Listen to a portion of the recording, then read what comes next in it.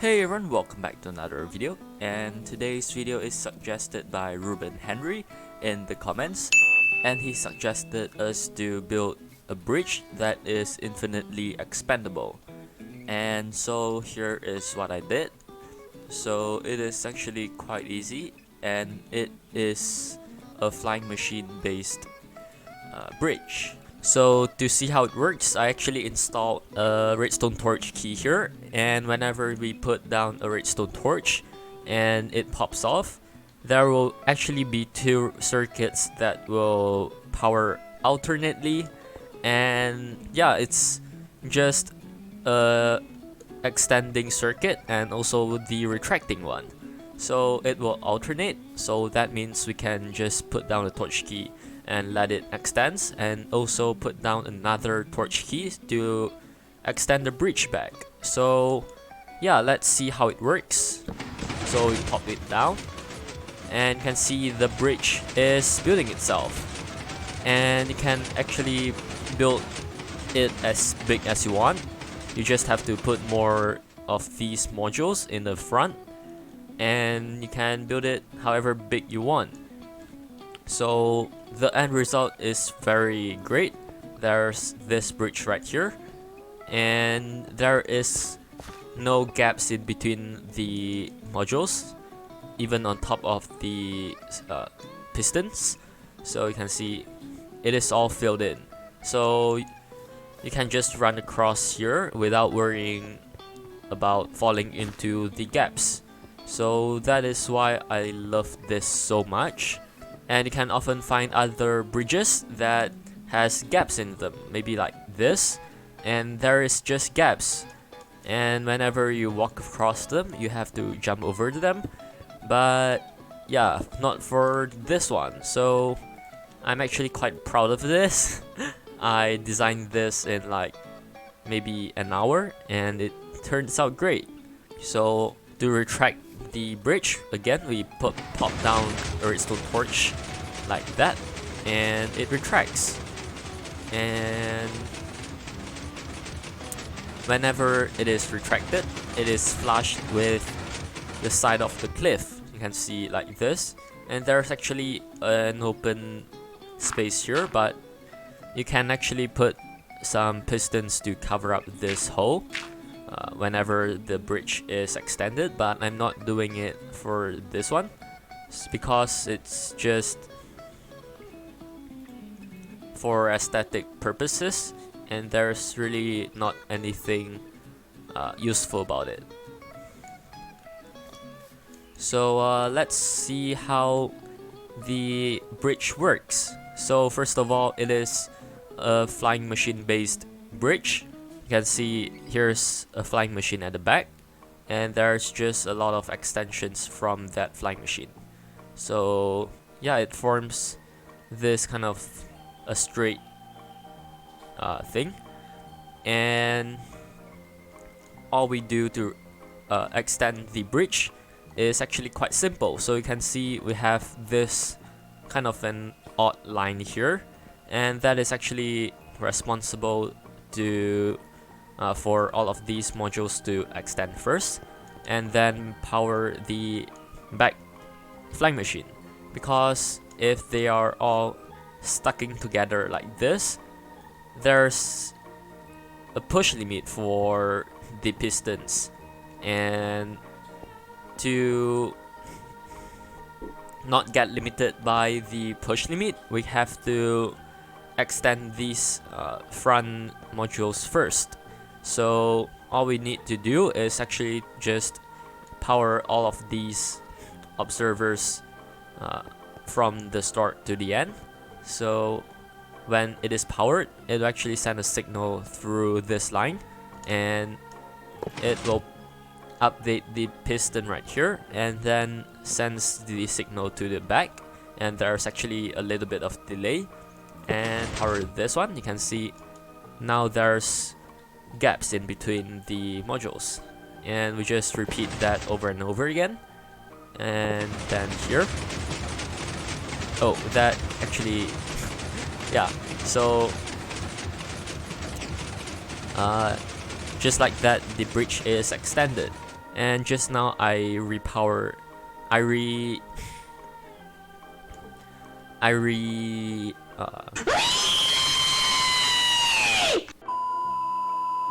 updated this rail right here, and that actually re-updates the observer right here where the modules were, and then it actually also has an observer here, and that sends the signal to the back.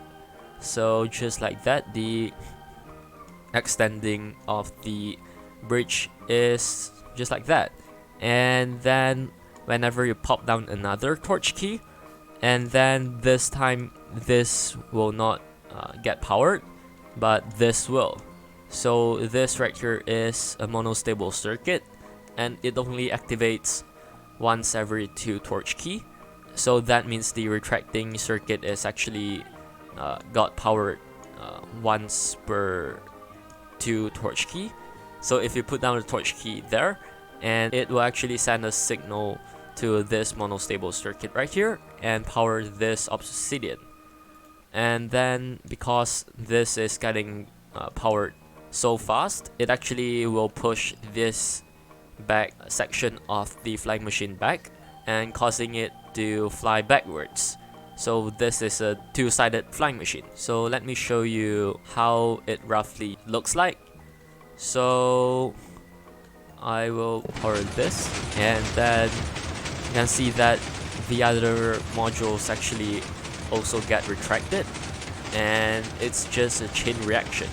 So that is why we use the flying machines, because you can easily make chain reactions like that. And now you might wonder how the concrete right here on top of the pistons actually get moved, because there is literally no slime blocks stuck to this block right here, and or this one or this one.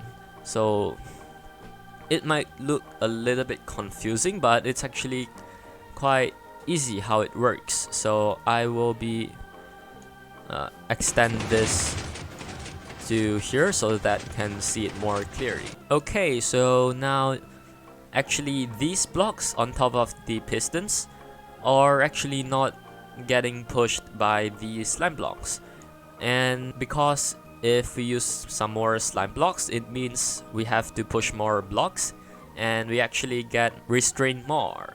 So we actually use a very clever way to push these blocks forward and back. So I'll build a mini version right here so that you can see it more clearly. So this is roughly how it looks, and there will be an observer facing into this block right here, but we will just use the block of redstone to show how it works. So to move it in front, we will simulate how the flying machine work. So we'll just do this, and you can see that the block isn't getting pushed in front, because when it is extending, it's actually the back module that is responsible to push this block right here. So you can see, just like that, the block got pushed. And it might look very strange if you didn't use slime blocks in Minecraft before, because it's actually quite easy. So this white concrete is being stuck to this slime block right here. So whenever you push these 2 slime blocks right here, it will actually also move these 2 blocks, which is logical. But because there's a block in front of this block, it will actually push this block to the front, so that this block can occupy this block's space, and this block can move to the front, so that it will move out of the way for this block. And for the retracting part, it's actually also very easy. So you just pull this back module first, and then you can see that the block didn't get retracted as when it is getting extended. So this time it's actually this module's responsible. So this time it's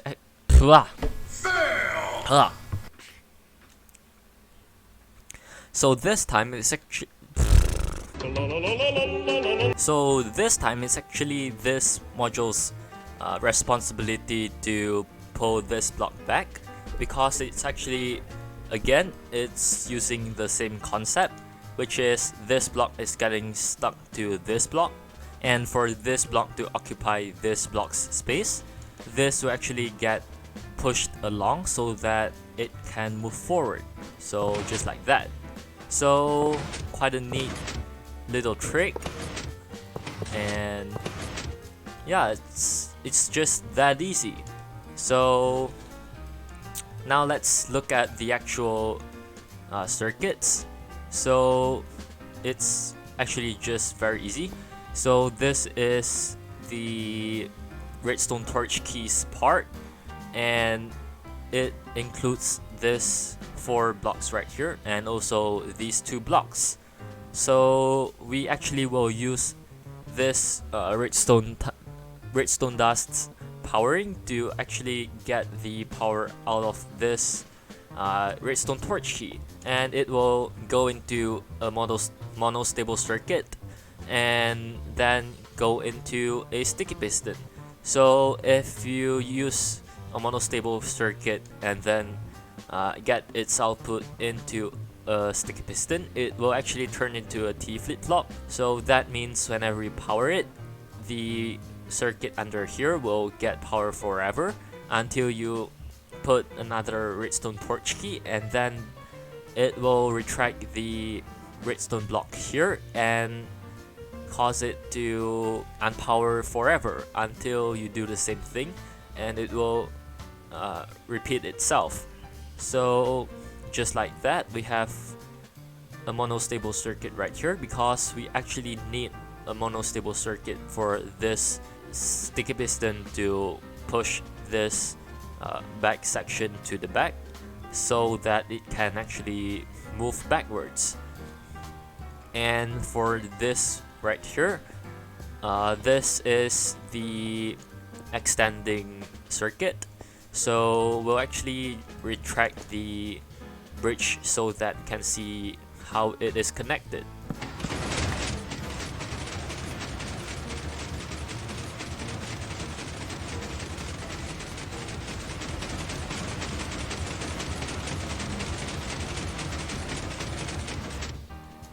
So you can see that the flying machines actually go into its original place. So that means we can use it to our advantage. So right here we just have a line of rails, and you can see if, because it is completely aligned perfectly, we can use this powered rail just to power this observer first, and then we put in some delay and then update this observer so that it will push forward, and then some more delay, and then update this, some more delay, and until the end. So this is actually the last sticky piston to push first, and this right here is to start the back flying machine. So it's actually the same right here, but we don't have enough space, so we just build it a little bit bigger, but that's about it. So it's as simple as that.